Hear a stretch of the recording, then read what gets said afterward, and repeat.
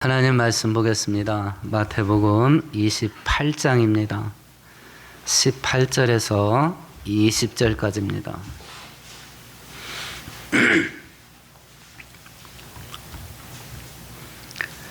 우리 한 목소리로 천천히 같이 읽습니다. 예수께서 나와 말씀하여 이르시되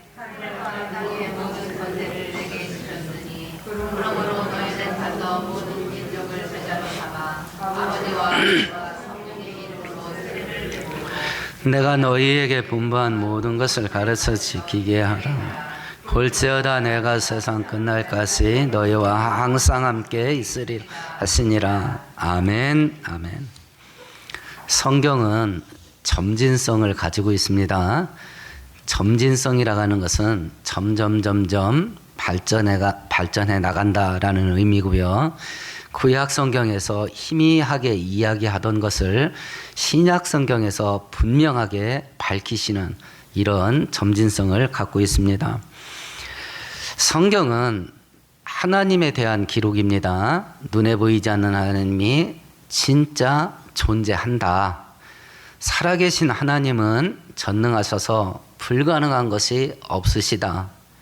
그 전능하신 하나님은 택하신 백성들을 사랑하시고 축복하시는 하나님이다 라고 하는 사실을 아브라함을 택하시고 또 이스라엘이라는 작은 나라 국가를 택하셔서 실제 역사 속에서 증명하시는 겁니다.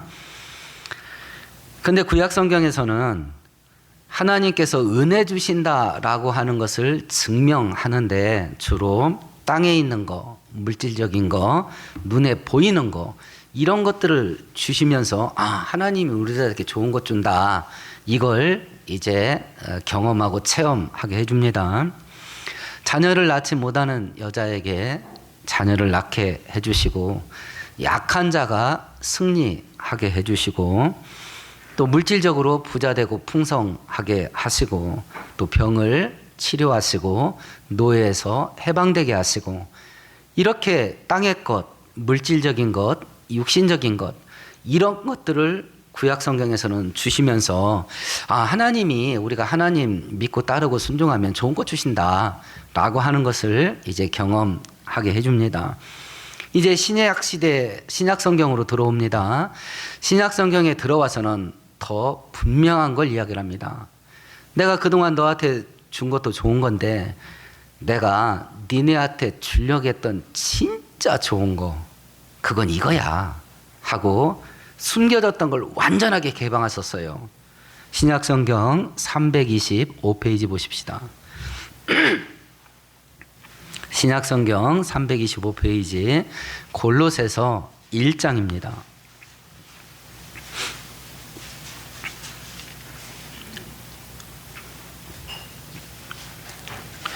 26절 27절 함께 같이 읽습니다. 이 비밀은 만세와 만대로부터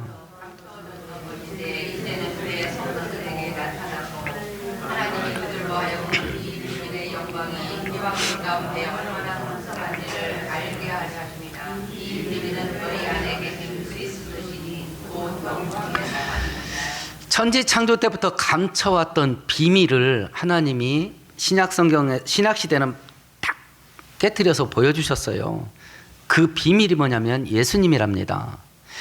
그 예수님을 통해서 지옥 갈 수밖에 없는 죄가 용서하면 되고 하나님과 원수됐던 우리의 신분이 하나님 자녀가 되고 지옥 갈 수밖에 없는 우리가 천국 가게 된 거.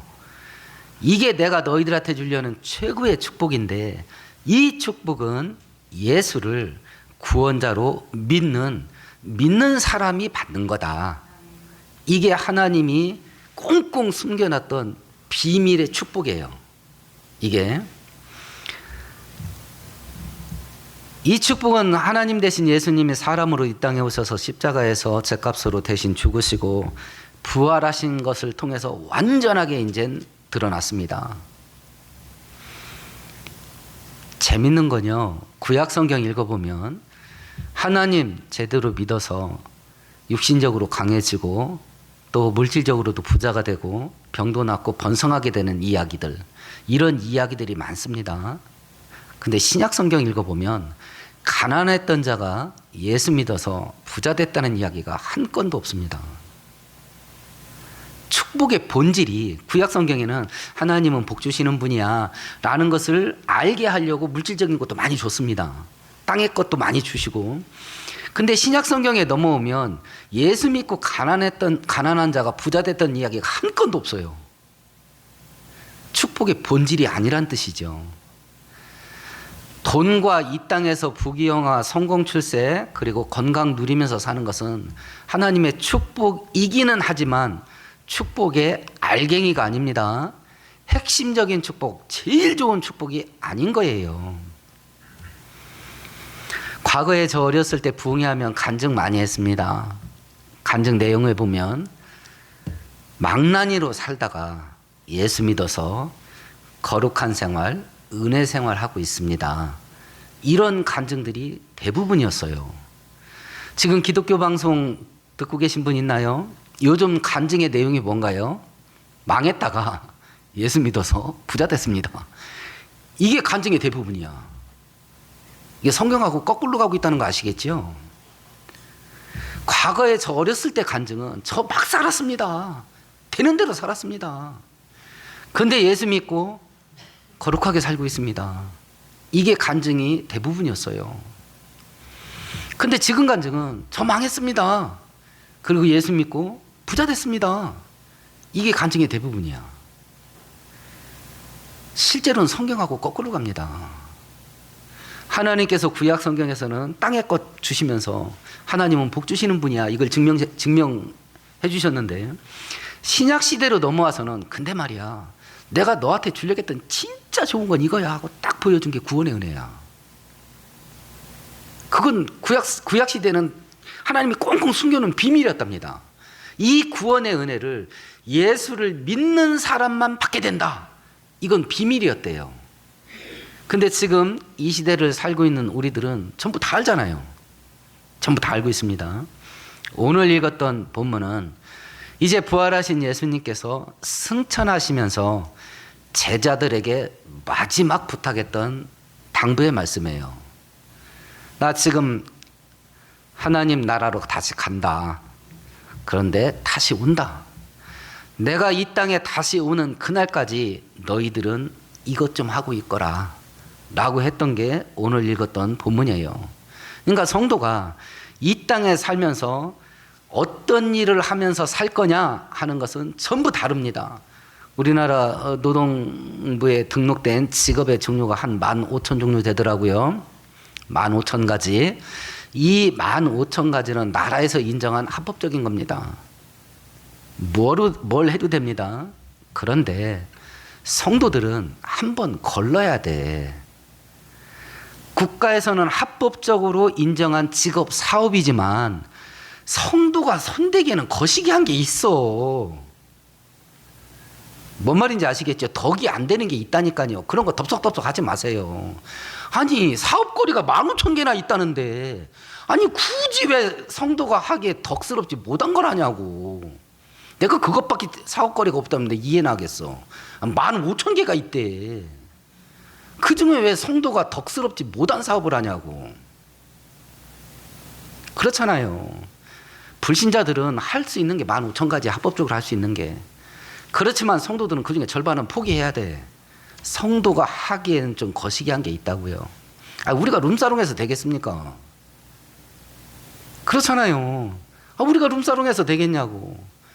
개업했습니다 하고 시작은 미약하나 그것은 창달이라 현판 간판 딱 사고 갔더니 룸사롱이야. 죄요. 그럼 진짜 환장하겠는 겁니다. 환장한다고.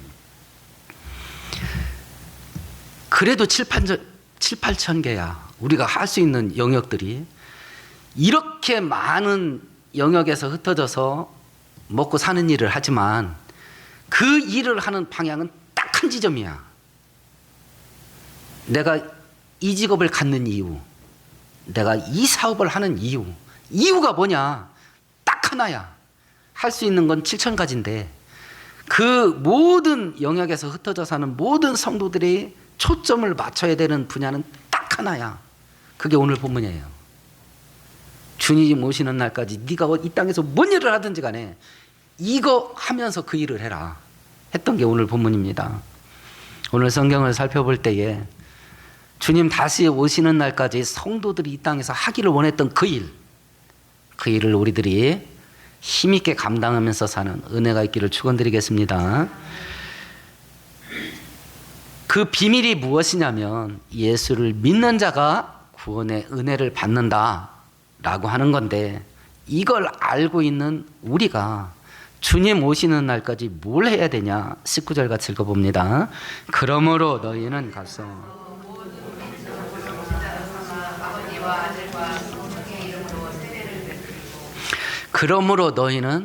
가서 가라. 어디로 가라 소리예요? 이 비밀을 모르는 사람에게, 이 비밀이 알려지지 않는 장소에 이 비밀을 가지고 가라, 이렇게 말씀한 거예요. 그래서 요한복음 17장에 예수님께서 최후의 만찬 때 이런 기도를 합니다. 아버지께서 나를 세상에 보낸 것 같이 나도 저희를 세상에 보내나이다. 그래서 교회는 기능이 두 가지입니다. 하나는 모이는 기능입니다. 지금 우리들은 모이는 기능의 교회 기능을 하고 있는 겁니다. 그러면 교회에서 모여서 뭐 하냐? 예배드립니다. 훈련 받습니다. 봉사합니다. 이것이 모이는 교회의 특징이에요. 예배를 드리고 훈련을 받고 그리고 교육을 받고 신앙이 단단해지고 성장하고 충만해집니다. 그 다음에 두 번째 교회의 특징으로 살아야 됩니다. 흩어지는 교회. 여기서 사실 거야? 예배 마치면 특단까지 가실 거 아니야. 흩어지는 교회. 흩어지는 교회가 할 일이 뭐냐? 19절이에요. 가라. 그 비밀을 모르는 자들에게 가고 그 비밀을 모르는 곳에 가라. 제가 청년 때 서울에서 본목사 생활할 때 가르쳤던 제자가 영문학을 전공했는데 영문학 배우겠다고 미국으로 유학을 갔어요. 그러다가 내가 목사로서 소명을 받아서 신학교로 방향을 틀고 목사가 됐습니다. 그가 미국에서 한인교회 중에서 손가락 안에 드는 큰 교회 청년부 담당 목사로 있었는데 한 번은 전화가 왔어요. 목사님, 우리 교회에 지금 눈물이 많습니다. 그래요. 뭐 슬픈 일 있냐 그랬더니 유독 하나님께서 교포 2세들 가운데 진짜 양질의 아이들, 그러니까 똑똑한 놈들, 걔네들을 자꾸 선교사로 부르신대요. 야, 근데 왜 눈물이 많냐? 걔네 부모가 운대. 걔네 부모가 운대.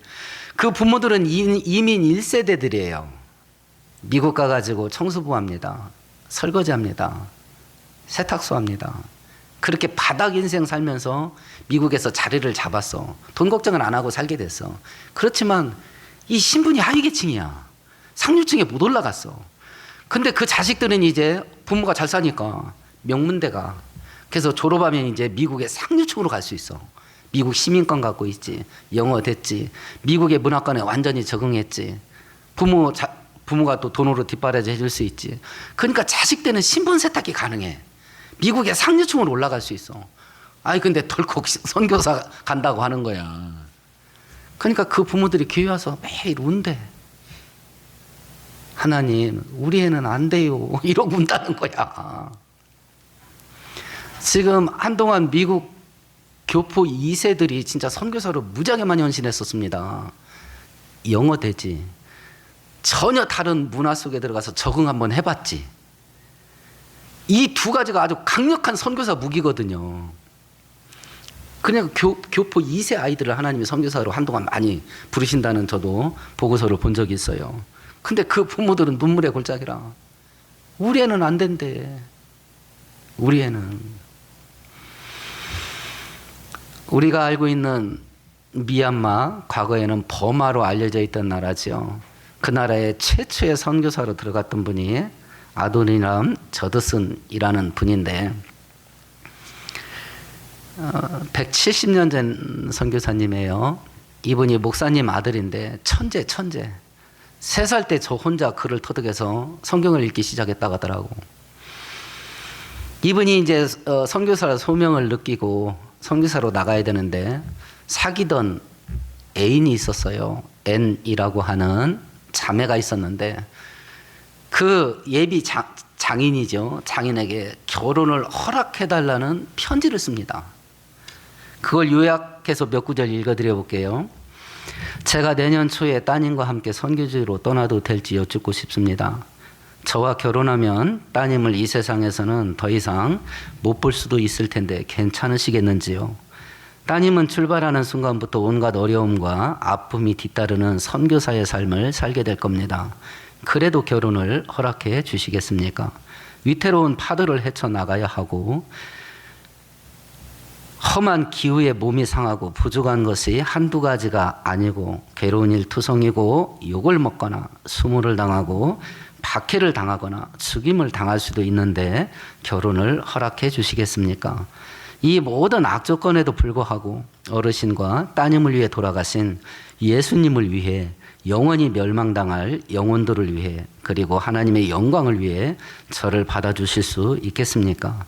이런 난관을 무릅쓰고 따님을 통해 영원한 고통과 절망에서 구원받은 이방인들이 예수님을 높이는 찬양을 부르는 가운데 천국에서 만날 소망을 품고 이 결혼을 허락해 주시겠습니까? 편지를 이따구로 보낸 거야. 당신하고 나하고 따님하고 결혼시켜주면 이 세상에는 두 번 다시 못 볼지도 모릅니다. 아니 평생 꽃길만 걷게 해주겠습니다. 손에 물 한 방울 묻히지 않겠습니다. 나중에 고무장갑을 사줄 망정. 이런 이야기를 해도 결혼을 허락 받을까 말까 한데 두 번 다시 못 볼 수도 있습니다. 죽을 때까지 생고생하다 죽을 수도 있습니다.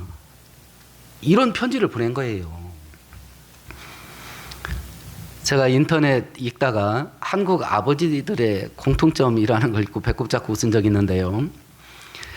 아들을 둔 아버지가 아들이 아빠 나 사귀는 여자 있어 이러면 그래? 한번 보자 이런데 근데 딸을 키우는 아버지가 아빠 나 사귀는 남자 있어 그러면 아니 어떤 도둑님이 내 딸을 탔네 이런다네요. 그 딸에게 이제 두 번 다시 못 본다고 편지를 보낸 거예요. 근데 이 편지를 받고요. 이 아버지가 허락했습니다. 그리고 두 번 다시 못 봐요. 더마에 들어가서 딸이 일찍 죽습니다. 그리고 이 저도선 선교사님은요. 상처를 하고 조금 지난 후에 두 번째 결혼을 하는데 또 일찍 죽습니다. 두 번째 부인이. 스라에 13남매가 있었는데 7명이 어려서 죽습니다. 야, 이게 뭐냐. 본인도 건강이 만신창이가 돼서 치료하러 미국에 들어가다 배 위에서 죽었습니다. 왜 이렇게 사냐. 하나님이 가라고 하는 말씀에 순종해서 그렇습니다. 가라고 하는 말씀에.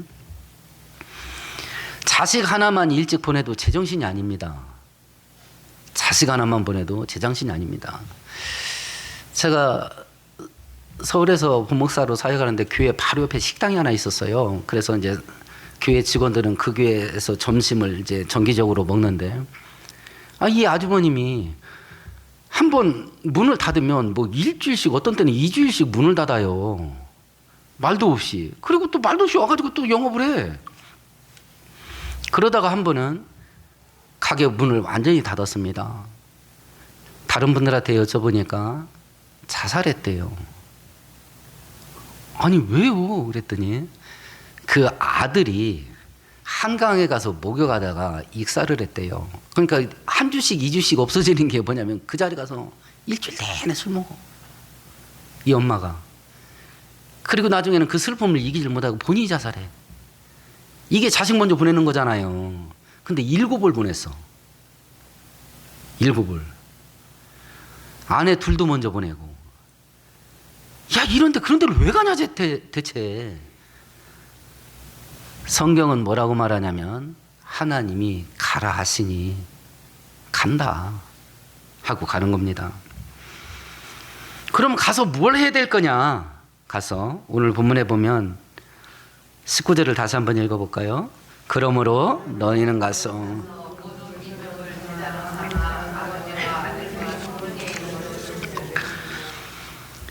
제자 삼고 가르치고 세례줘라 하는 말을 한 단어로 뭉뚱그려서 표현한다면 전해라. 그래서 이걸 똑같이 하시면서 했던 마지막 구절 속에 마가복음 16장에서는 이렇게 말했습니다. 또 이르시되 너희는 온 천하에 다니며 만민에게 복음을 전해라. 마태복음에서는 19절처럼 말씀하셨고 마가복음에서는 만민에게 복음을 전해라. 이렇게 말씀을 한 겁니다. 질문 하나 해보십시다. 어떤 사람이 전도 잘할 것 같습니까? 어떤 사람이? 각자 본인은 나는 전도 못하는 사람이라고 결론 내렸을 거 아니에요. 제가 20년 보니까 전도 못하는 사람을 결론 내린 것 같아. 그러면 이제 물어보십시다. 어떤 사람이 전도 잘하는 사람 같습니까? 첫 번째, 교회 오래 다닌 사람, 아니면 성경을 많이 하는 사람, 전도 훈련을 받은 사람, 아니면 전도 은사가 있는 사람. 다른 이유 있으세요? 제가 말한 것 중에 다 들어갑니까? 아마 대부분 여기에 속할 겁니다. 나는 성경을 잘 몰라. 나는 교회 다닌 지 오래 안 돼서. 나는 전도 훈련을 받은 적이 없어. 나는 전도 은사가 없어. 또 한 가지 핑계가 있을 수 있다면 나는 성격이 외향적이지가 않아. 낯을 너무 가려가지고 모르는 사람 앞에서는 말을 못하겠어. 그럼 모르는 사람이 하나도 없어요? 가족은 뭐야? 같이 밥 먹으러 다니는 사람은 누구고? 같이 직장 생활하는 사람은 또 누구야? 모르나요? 성경은 그럼 누가 전도해야 된다고 말하나? 성경은 요한복음 1장 한번 찾아보십시다.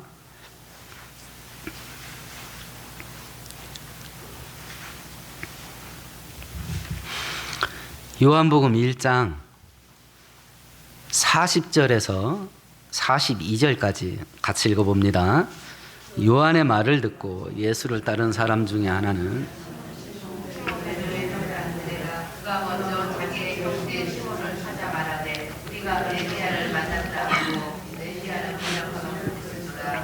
데리고 예수께로 오니 예수께서 보시고 이르시되 내가 요한의 아들 시몬이니 장차 게바라 하리라 하시니라.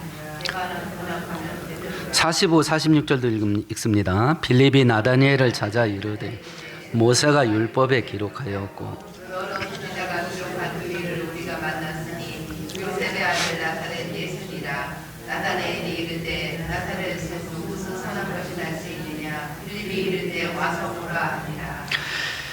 40절에서 42절까지는 베드로의 동생 안드레가 먼저 예수를 만나고 와서 자기 형 베드로를 전도하는 내용이고요.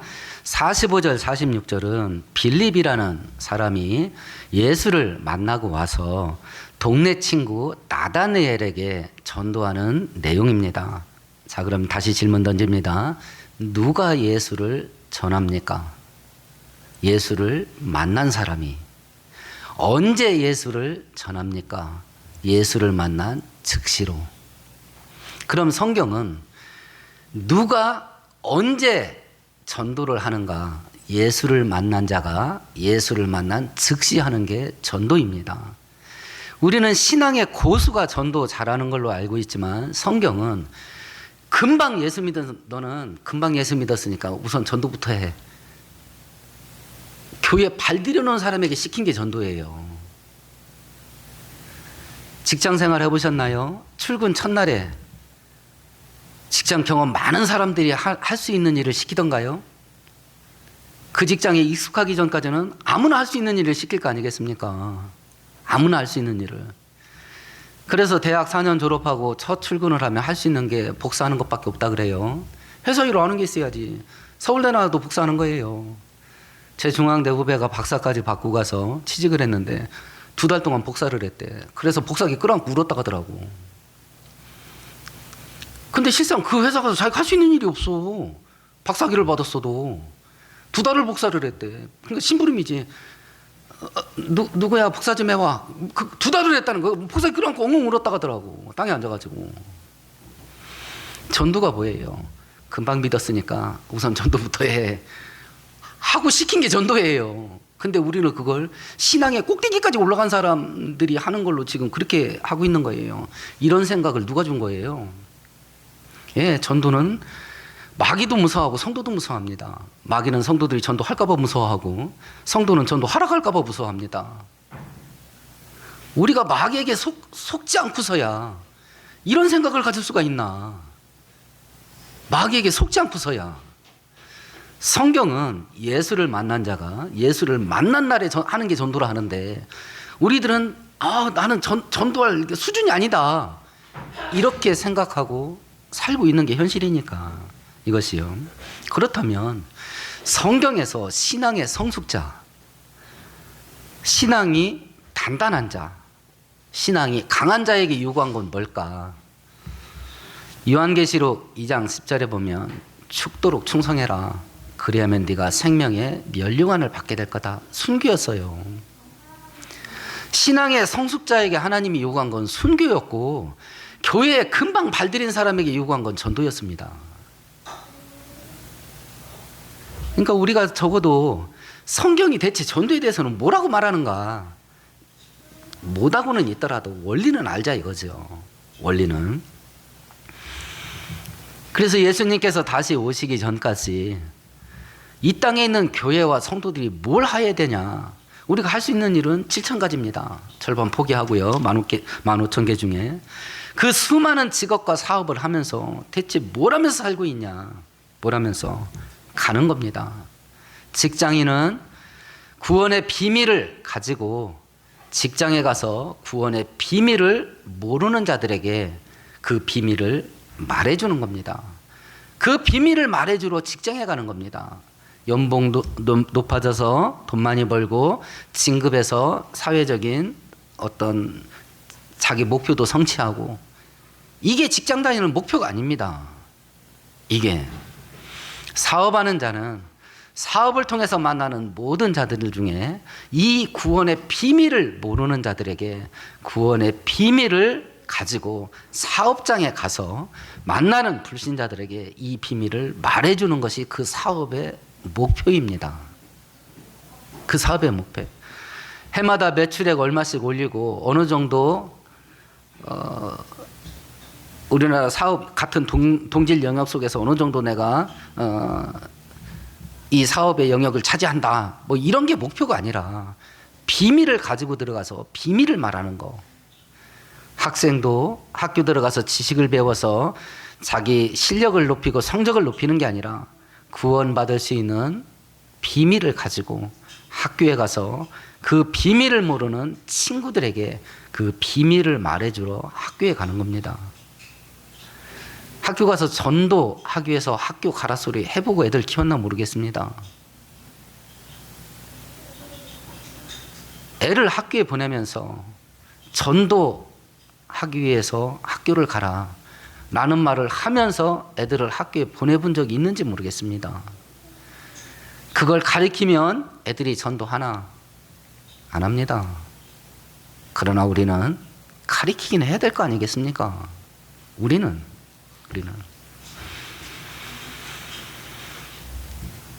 안드레가 자기 형 베드로에게 내가 구원자 만났다. 가보자 하니까 베드로는 순순하게 따라갔습니다. 빌립이 나다니엘에게 구원자 만났다 하니까 야, 그런 동네에서 무슨 구원자가 나오냐 하고 까칠하게 반응했습니다. 우리가 전도를 하면 누군가는 그래 한번 가볼까 할 사람이 있고 우리가 전도했을 때 누군가는 까칠하게 할 겁니다. 까칠하게. 사도행전 13장에 바울 사도가 전도했을 때 반응이 이랬습니다. 이방인들이 듣고 기뻐하며 하나님의 말씀을 찬송하고 영생을 주시기로 작정된 자는 답이 있더라. 바울 사도가 전도한 모든 사람이 예수를 믿지 않았습니다.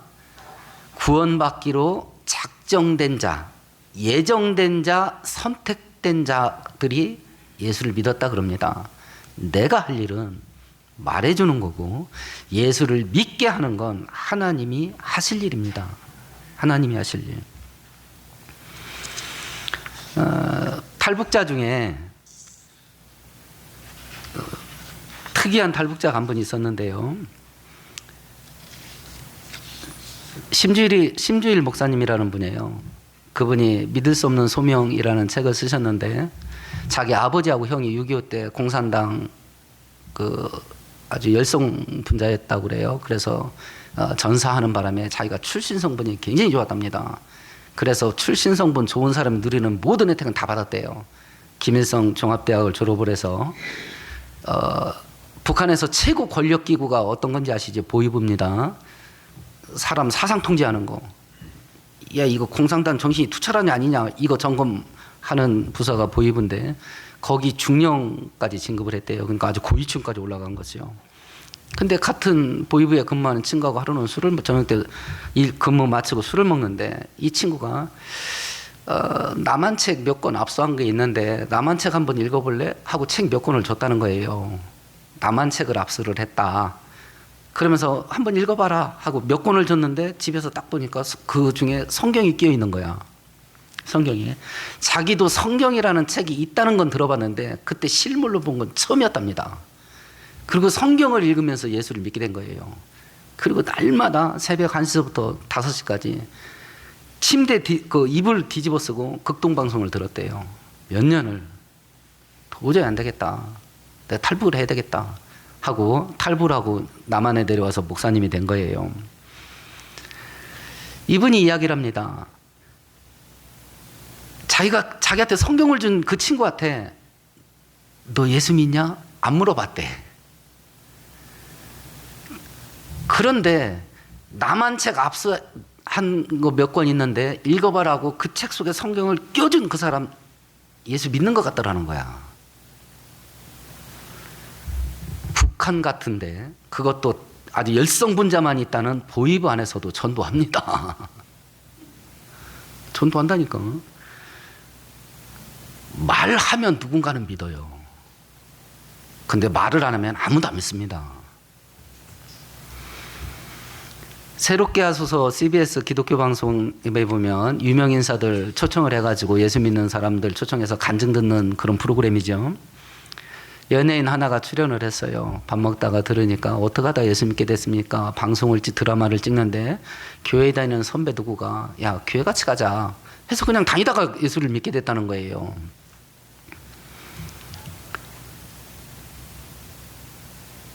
전에도 한번 말씀드렸습니다. 암 걸렸다가 나섰습니다. 이런 사람들이 어떻게 해서 암에서 낫게 됐습니까? 하면 우리식으로 말하면 간증이야.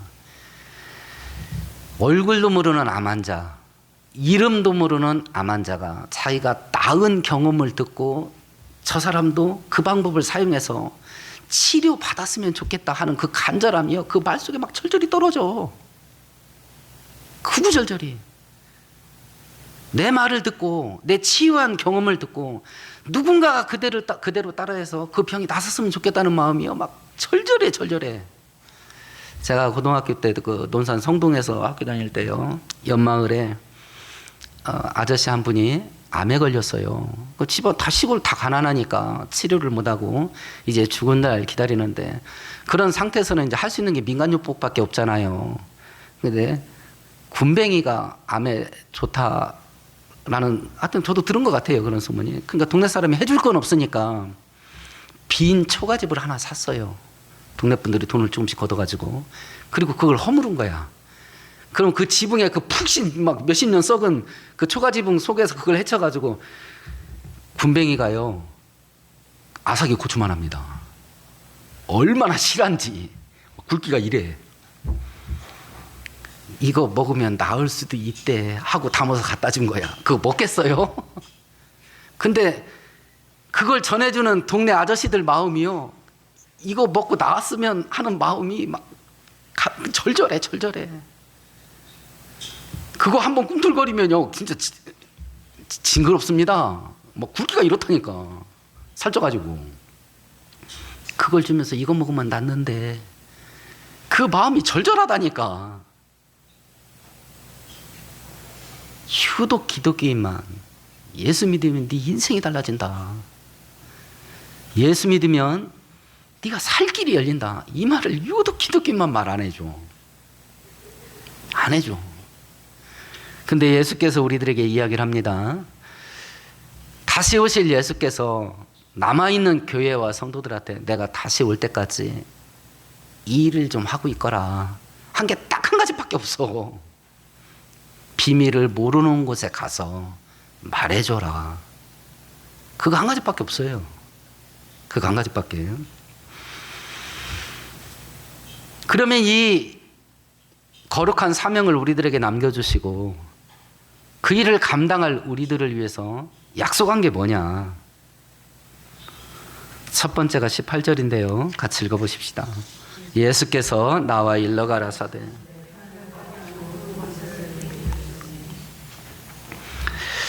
내가 하늘과 땅에 속한 모든 권세를 받았다. 그러니까 니네는 가라 할 때는 뭐가 하나가 생략이 됐어. 모든 권세는 내가 갖고 있다. 그러니까 너희들은 가라 라고 할 때는 뭐가 생략된 것 같아요? 이 권세 내가 너희들한테 준다지. 하늘과 땅의 모든 권세를 내가 가졌고 이 권세를 내가 너희들한테 위임할 테니까 니네는 가라. 그걸 우리는 뭘로 사용하냐면 예수님의 이름으로 기도하는 것으로, 예수님의 이름으로 명령하는 것으로 이 권세를 사용할 수 있어요. 기도하라 이 말은 귀찮은 하기 싫은 일을 억지로 하게 하는 귀찮은 종교적인 의무를 준 게 아니에요. 하늘의 권세를 현실화시키는 축복의 통로예요. 지금까지 너희는 아무것도 기도하지 아니하였으나 이제는 기도해라. 그리하면 내가 이루어 주리니 너희 기쁨이 충만하리라. 내 이름으로 아무것도 구하지 아니하였으나 이제는 구하라. 하나님의 권세를 사용할 수 있는 첫 번째 방법, 예수의 이름으로 기도하는 걸 통해서 그 권세를 휘두를 수 있습니다. 기도가 그런 거예요. 기도가. 두 번째는 악한 것들 앞에서 예수의 이름으로 물러가라고 명령을 하면서 그 권세를 사용할 수 있습니다. 선포하면서. 그래서 귀신과 마귀들한테는 선포를 하죠. 예수의 이름으로 명하노니 물러가라.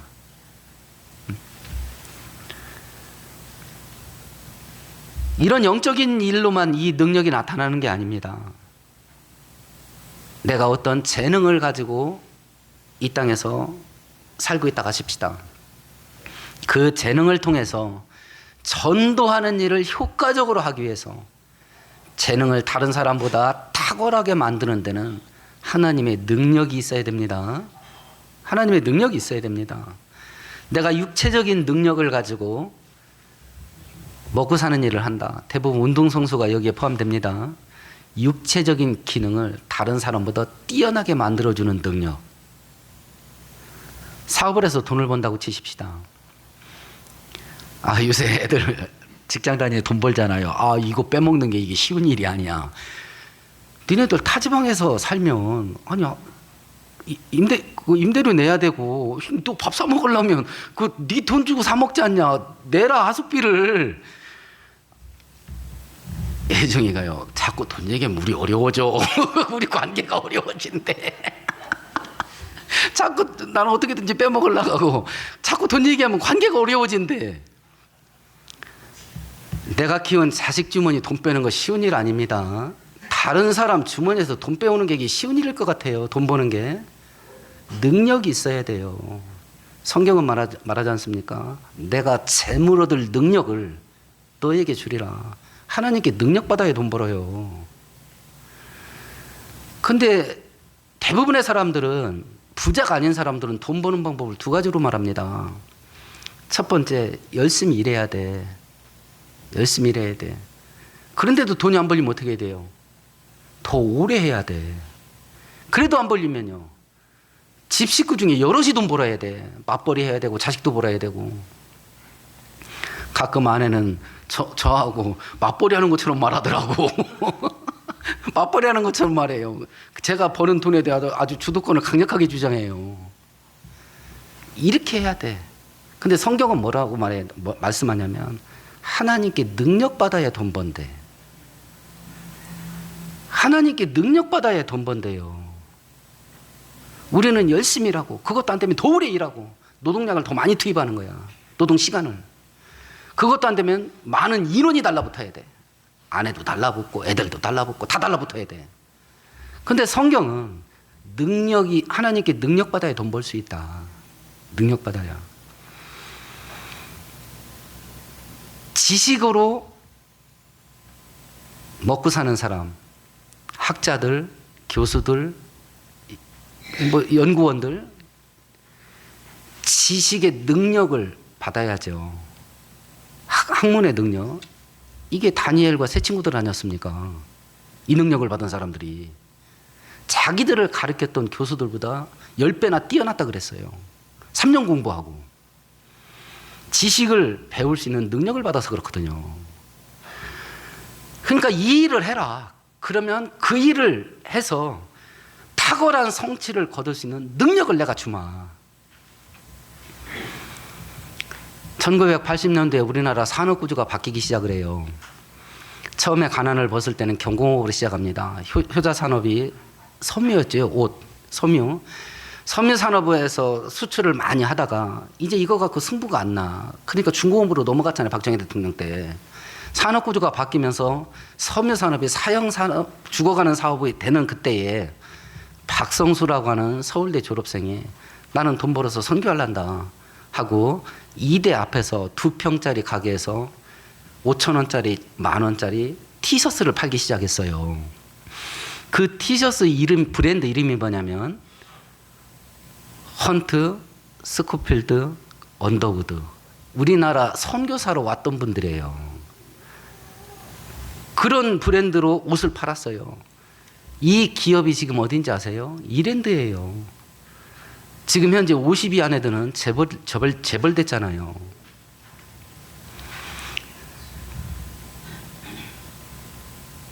돈 벌 수 있는 능력을 줍니다. 지금 본인에게 물어보세요. 나는 무엇 하면서 먹고 살고 싶은지 한번 생각해 보셔요.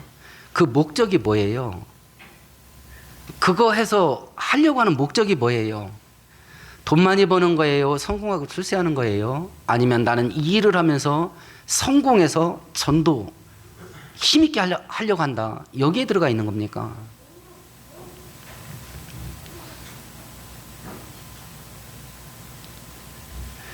낭월동 주변에 좀 가성비가 좋은 음식점들이 몇 군데 있어요. 여기 돈가스 집이 그렇고 수락관이 그렇고 몇 군데 있습니다. 그리고 저 생선구이 하는 집도 그렇고 그 가격에 먹기 쉽지 않은 좋은 식당이에요. 혹시 다른 사람들 이거 맛있는 데 있다 한번 데리고 가보신 적 있으세요? 아니면 여러분들이 매일 하는 뭐 인스타나 SNS에 이거 좋은 음식점 있다고 몇 구절 이렇게 다른 사람들 보라고 홍보해 본 적 있습니까? 내가 다니는 교회 좋다는 말 한번 해보세요. 여러분들 그 카톡이나 같이 엮이는 인맥들이 많이 있을 거 아니겠습니까? 카톡이나 페이스북 같은 거 하면 내가 다니는 건강한 교회 좋은 교회야라고 하시는 분 있으세요? 이건 또 무슨 조화 속입니까? 식당은 소개해도 교회는 못 하는 거야. 내 돈 내서 식당은 데리고 가도 교회는 못 데려오는 거야. 왜 이렇게 됐나? 왜 이렇게 됐나 우리가? 예수께서 승천하시면서 내가 다시 오는데 내가 다시 올 때까지 이 일 좀 하고 있거라 하고 갔던 말이 오늘 본문이에요. 그리고 마태복음 끝난 겁니다. 심지어는 자녀한테도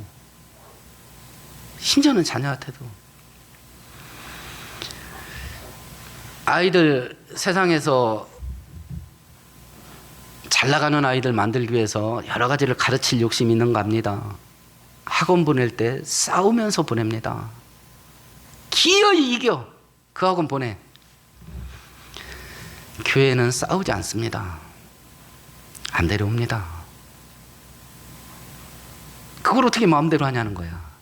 아니 학원 보내는 건 기어이 이겨 먹어가지고 애를 그 학원에 보내더만